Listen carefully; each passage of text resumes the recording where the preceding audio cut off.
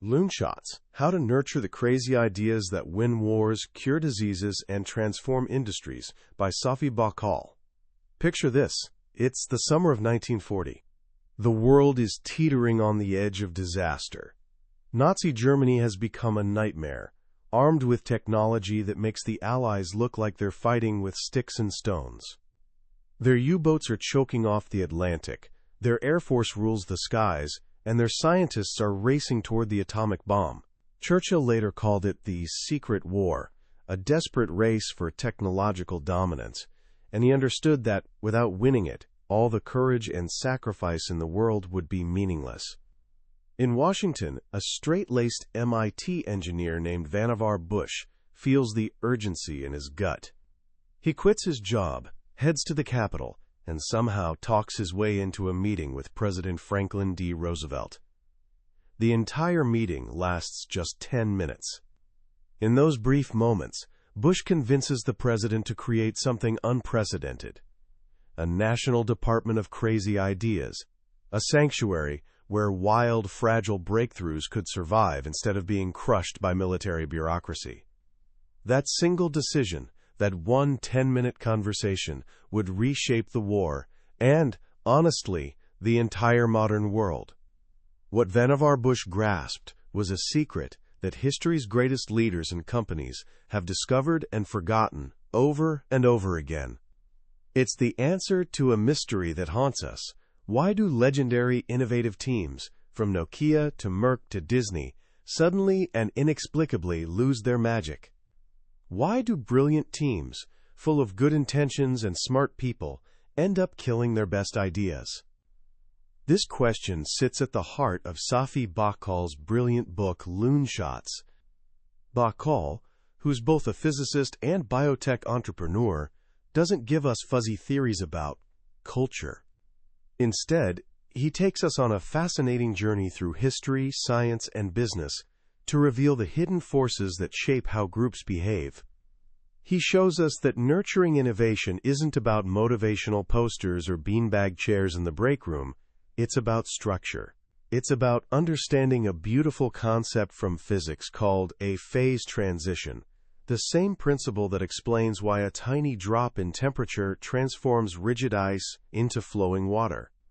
Today I want to share the core lessons from this incredible book. By the end, you'll understand the crucial difference between a moonshot and a loonshot. You'll discover why the most important breakthroughs are often the most fragile. And most importantly, you'll gain a new lens for viewing the world, a practical set of rules for becoming someone who creates innovative surprises rather than getting blindsided by them. This isn't just a summary. It's your guide to unlocking creative potential in any team, any company, and even within yourself. Let's start with a simple but powerful distinction. We've all heard the term moonshot. It means a big, ambitious goal, like landing on the moon. It's the kind of project everyone rallies behind, with overflowing budgets and widespread support. But Safi Bahcall introduces us to something completely different: the loonshot. A loonshot is that neglected project, the idea everyone dismisses. Its champion is often written off as a little bit crazy, maybe even unhinged. Think about it. The most important breakthroughs rarely arrive with fanfare and applause. They're fragile. They stumble through long, dark tunnels filled with skepticism and doubt. Their champions are often ridiculed or fired long before their ideas see daylight.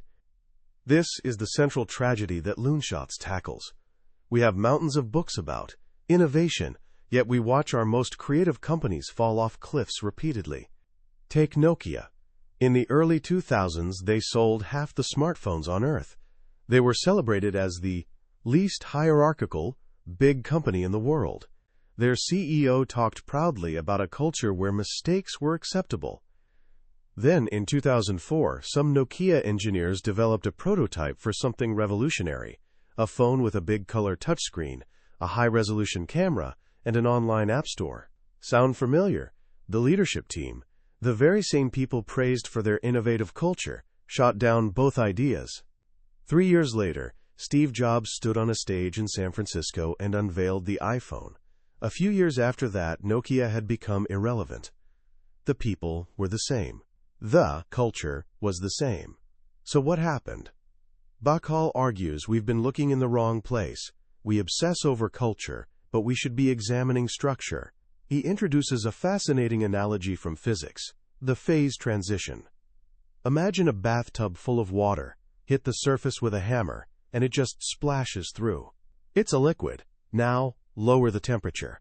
At 32 degrees Fahrenheit or 0 Celsius, the water freezes. Those exact same water molecules which were flowing freely moments ago are now locked into a rigid, solid structure. Hit it with a hammer now, and the ice shatters. The molecules are identical, but their collective behavior is completely different. One is a liquid, the other is a solid. They exist in different phases, and the switch between them is sudden and dramatic. Bahcall proposes that human organizations behave exactly the same way. Being good at nurturing wild early-stage ideas, Loonshots, is like existing in a liquid phase. Being good at scaling up proven successes, what he calls franchises, is like being in a solid phase. You can't exist in two phases simultaneously any more than water can be both solid and liquid at once. And the switch between these phases gets triggered by small changes in organizational structure, just as a small temperature change triggers water freezing. This brings us to the story of the man who first mastered this principle, even if he didn't use these exact words, Vannevar Bush. During World War II, the U.S. military was a massive, franchise-focused organization. It was incredibly efficient at producing more of the same: more ships, more planes, more guns. It operated in a solid, rigid phase. But to win the secret war of technology against Germany, it needed something entirely different. It needed a liquid creative phase, a phase that allowed scientists, as Bush wrote, the independence and opportunity to explore the bizarre. Bush knew he couldn't change the military's culture. Yelling at ice molecules to loosen up won't turn them into water. So instead, he created a new structure. He went to President Roosevelt and established the OSRD, the Office of Scientific Research and Development.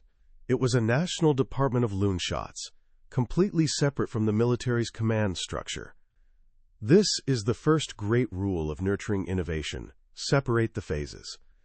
You must separate your artists, the people responsible for high-risk, early-stage Loonshots, from your soldiers, the people responsible for already successful steady-growth franchises.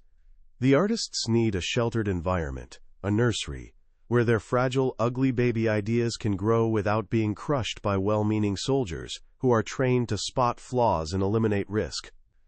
This separation was key to one of the war's most important breakthroughs: radar. The basic principle of radar was actually discovered by two U.S. Navy scientists back in 1922, 18 years before Bush's meeting with the president.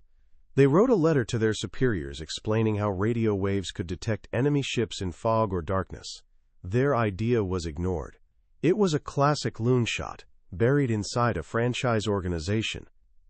It wasn't until Vannevar Bush's OSRD created a separate, protected space, a Loonshot nursery, that the technology finally got developed with proper urgency. In a lab at MIT, a team led by Alfred Loomis worked around the clock to develop microwave radar, a version so small it could be carried on planes and ships. This portable radar system became the weapon that ultimately won the Battle of the Atlantic. German U-boats had been sinking Allied supply ships faster than they could be replaced. Britain was facing starvation. But once Allied bombers got equipped with microwave radar, they could hunt submarines day and night, through clouds and fog. In May 1943, Allied shipping losses dropped by 95% in just 90 days. The German admiral Karl Donitz later wrote that the Allies won not through superior tactics, but through his superiority in the field of science. However, separating the artists and soldiers isn't enough. This is where so many companies stumble. They create a shiny new innovation lab, put it in a separate building, and then wonder why nothing valuable emerges. This is the Park Trap, named after Xerox's legendary Palo Alto Research Center, which invented the personal computer, the laser printer, and the graphical user interface, but failed to commercialize any of them. This brings us to the second great rule: create dynamic equilibrium. The two groups, the artists and the soldiers, must be able to communicate effectively. Projects and feedback must flow easily between them.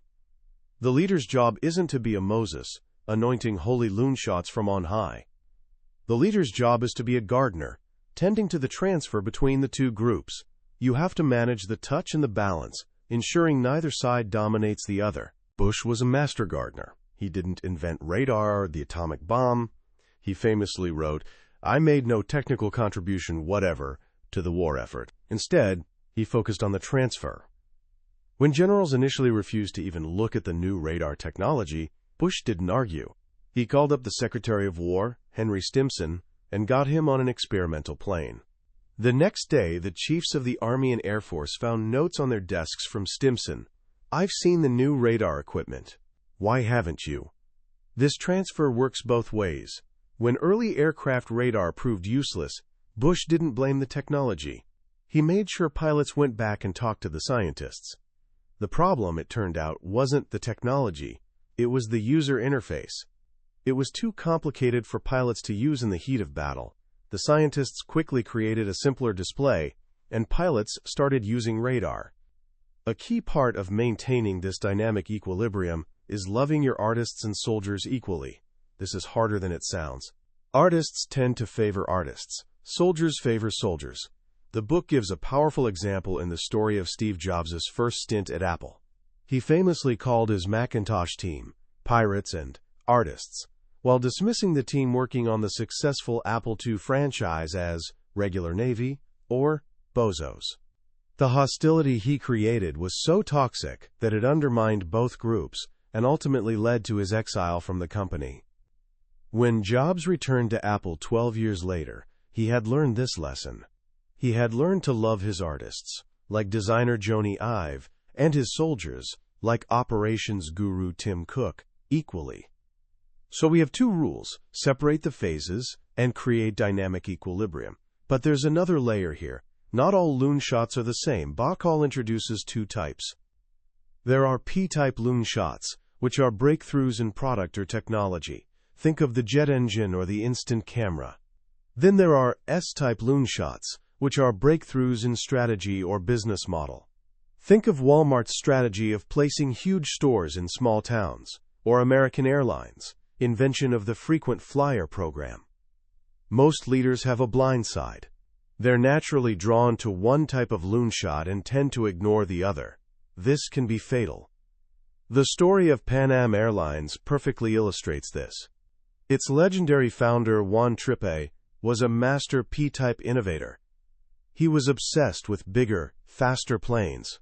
He drove the creation of the China Clipper, which opened up trans-Pacific flight, and he single-handedly ushered in the jet age by forcing Boeing to build the 707. For decades, Pan Am dominated international travel by turning the wheel of P-type innovation. A new plane led to a bigger franchise, which funded an even bigger, better plane. But in his obsession with shiny new technology, Tripp completely missed the S-type loonshots transforming the industry from within. While he was betting the company on the enormous Boeing 747, a scrappy CEO at American Airlines named Bob Crandall was inventing nerdy, unglamorous new strategies. He came up with two-tier pay scales to lower costs, the Super Saver fare to fill empty seats, and a computerized reservation system called Sabre that gave American a massive advantage. When the airline industry was deregulated in 1978, the rules suddenly changed. Efficiency and strategy, S-type loonshots, became the keys to survival. Pan Am, with its fleet of giant, half-empty 747s, was caught on its blind side. It began a slow decline and eventually disappeared. American Airlines, led by S-type innovator Crandall, was the only major carrier to survive the chaos without going bankrupt. This brings us to a dangerous pattern that even the most brilliant leaders can fall into: the Moses trap. This happens when a visionary leader becomes the sole judge and jury of new ideas. Instead of being a gardener who tends to the system, the leader becomes a Moses, raising his staff and anointing the chosen loonshot. He falls in love with his own brand of loonshots and ignores all others. Edwin Land, the genius founder of Polaroid, fell into this trap. Land was a master P-type innovator, the inventor of the polarizer and the instant camera. He built Polaroid into a beloved technology giant. But as he grew more powerful, he began to act for love of loonshots rather than strength of strategy. He poured 10 years and $500 million into a technologically miraculous project called Polavision, an instant home movie system. At the 1977 shareholder meeting, he gave a dazzling demonstration, announcing a second revolution in photography. The product was a technological marvel. It was also a commercial disaster. It was expensive, the film cassettes were short, and cheaper, more convenient videotape was just around the corner. At the same time Land was obsessing over Polavision, he was actively advising President Nixon on top-secret spy satellite technology. He was one of the earliest and most forceful advocates for digital photography, arguing for its potential years before Sony or Kodak were even in the game. He understood the P-type loonshot of digital perfectly, but he missed the S-type loonshot. For decades, Polaroid had made its money selling film, not cameras. The idea of a camera with no film seemed absurd. There's no way that can make any money, they said. Land, the P-type Moses, was blind to the new strategies that digital could enable. Polavision nearly bankrupted the company, and its failure to embrace digital eventually finished the job. So how do you escape the Moses trap? The answer lies in the third great rule: spread a system mindset. This is a lesson Steve Jobs learned the hard way. During his first tour at Apple, he was the ultimate Moses, anointing the Macintosh as his holy loonshot and creating chaos in the process. After being exiled, he repeated the exact same pattern at his next company, Next, building a beautiful, powerful, and wildly expensive computer that nobody bought. But something changed him. During his wilderness years, Jobs invested in a small computer graphics group that had been spun out of Lucasfilm. He bought it for its hardware, another P-type loonshot he hoped to champion. That hardware failed. But a tiny animation unit within the company, which Jobs had tried to shut down, survived. That company was Pixar. At Pixar, Jobs watched Ed Catmull and John Lasseter build a completely different kind of organization. They weren't Moses-like leaders, they were gardeners. They built a system, the famous Brain Trust, where artists and soldiers, creatives and technicians could give each other honest feedback. They nurtured their ugly babies, the early, awkward versions of their films, while also feeding the beast, the need to deliver successful franchise sequels. They practiced dynamic equilibrium. Jobs learned to step back. He learned to manage the system, not just the projects. When he returned to Apple in 1997, he was a different leader. He still had his passion for P-type loonshots like the iPod and the iPhone. But he also embraced S-type loonshots, like the iTunes Store, which sold songs for 99 cents when everyone else thought piracy made that impossible. He brought in a master soldier, Tim Cook, and empowered him. He transformed from a Moses into a gardener. He built a system. And that brings us to the final piece of the puzzle, the why. Why do these phase transitions happen? Why do small groups feel so different from large ones? Bahcall returns to physics.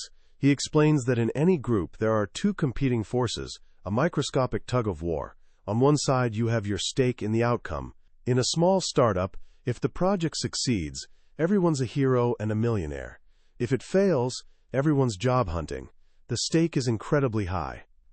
On the other side you have the perks of rank. As a company grows larger, your individual contribution matters less to the overall outcome.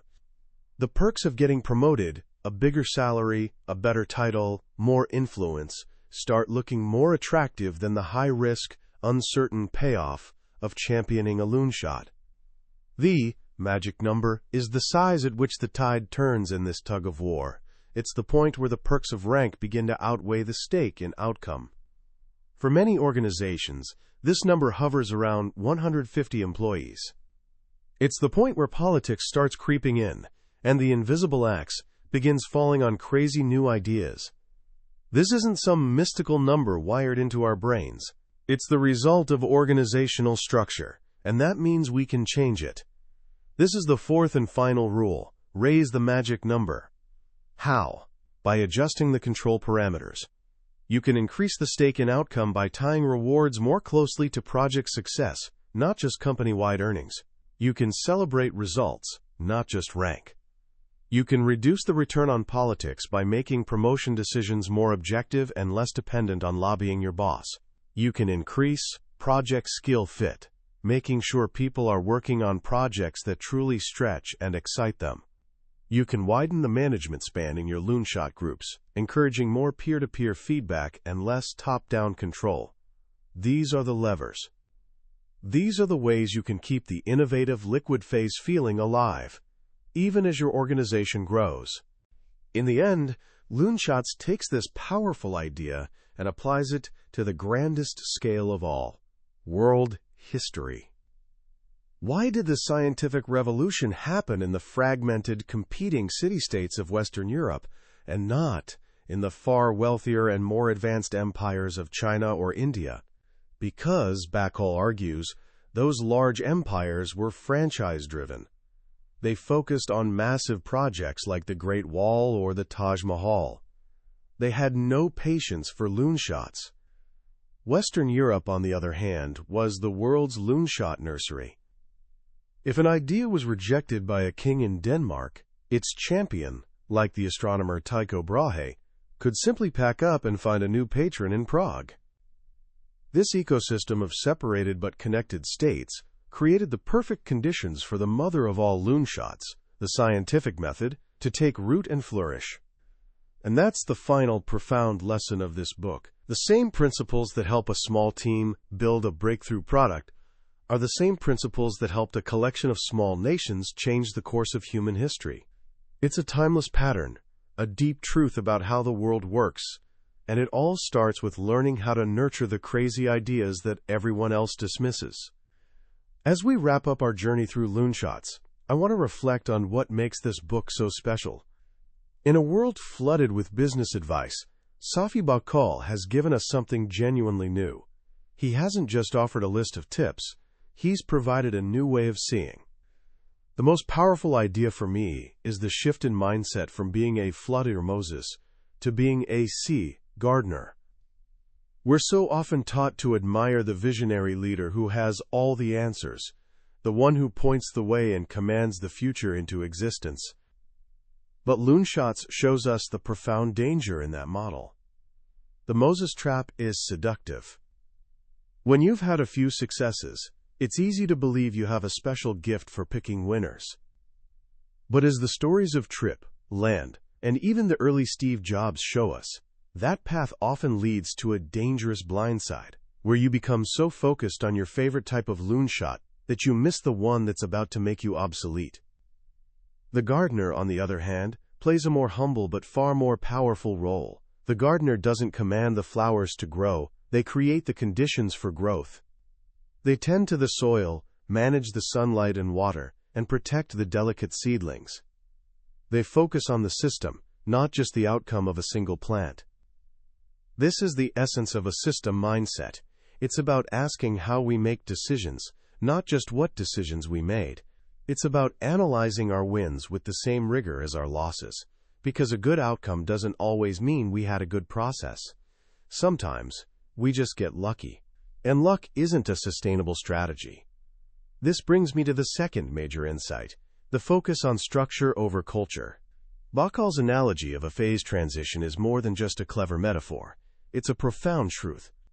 We can preach a culture of innovation all day long, but if the underlying structure of our organization rewards politics over project success, our words are meaningless. Ice doesn't melt because you give it a pep talk. It melts because you change a fundamental condition, the temperature. Similarly, organizations don't become more innovative because of a new mission statement. They change when you adjust the real, tangible structures, the incentives, the reporting lines, the way projects are transferred between groups. So, how can you start applying these ideas today in your own life, whether you're leading a company, a small team, or just your own career? Here are 3 simple actions you can take. First, identify the artists and soldiers around you. The artists are the ones with the crazy ideas, the ones who are always questioning how things are done. The soldiers are the ones who excel at execution, at delivering on time and on budget. Ask yourself, are the artists being protected?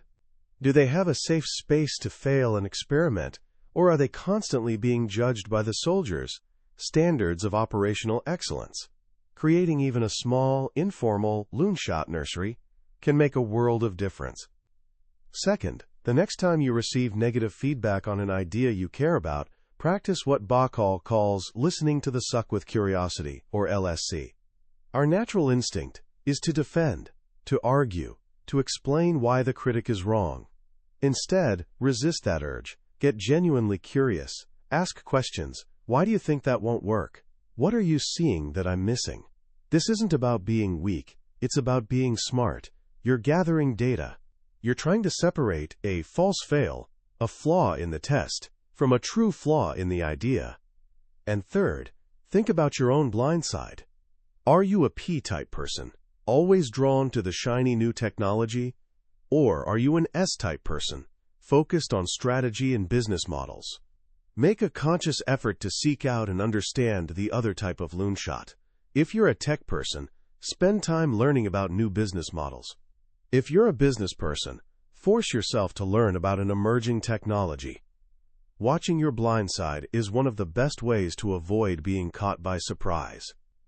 That was a summary of Loonshots by Safi Bahcall. We've journeyed through some big ideas today, but I'll be honest with you, a summary can only ever be a map.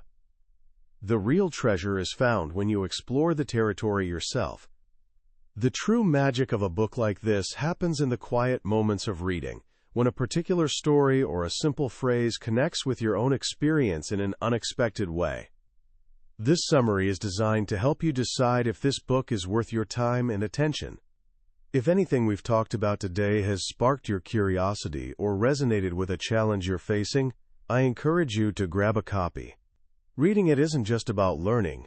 It's an experience that can genuinely change the way you see innovation, leadership, and even the course of history. Also, if you found this journey valuable, I'd be so grateful if you'd hit that like button and subscribe to the channel. That way, you won't miss our next exploration into another life-changing book. Let's keep learning and growing together.